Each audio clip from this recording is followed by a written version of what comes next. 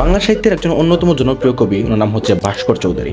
এবং ভাস্কর চৌধুরী একটা কবিতাতে এরকমভাবে লিখেছিলেন যে মানুষকে এত ক্ষুধার্তে নেবেন না, মানুষ এত বড় যে আপনি যদি মানুষ শব্দটি একবার উচ্চারণ করেন, যদি অন্তর থেকে উচ্চারণ করেন এবং যদি বুঝেন এবং উচ্চারণ করেন মানুষ, তো আপনি কাঁদবেন। এবং সেই মানুষ হয়ে আরেকজন মানুষের জীবন নিয়ে নেওয়া বা সেই মানুষ হয়ে আরেকজন মানুষকে মারা, এটা কি আপনার চোখে জঘন্যতম কোনো কিছু না? আপনারা জানেন মূলত আমি বই নিয়ে কথা বলি, মূলত বুক রিভিউ করি এবং কবিতা পড়ি এবং বই নিয়েই মূলত আমার কন্টেন্টগুলো। বাট আজকে কোনো বই নিয়ে কথা বলবো না।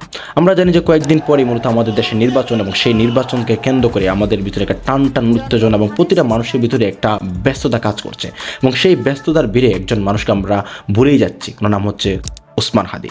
সেই ওসমান হাদি তিনিও কিন্তু সেই নির্বাচনে অংশগ্রহণ করেছিলেন এবং তিনি চেয়েছিলেন যেন সেই সংসদে গিয়ে আমাদের কথা, সাধারণ মানুষের কথা, কৃষকের কথা, শ্রমিকের কথা তিনি মূলত চেয়েছিলেন তুলে ধরতে।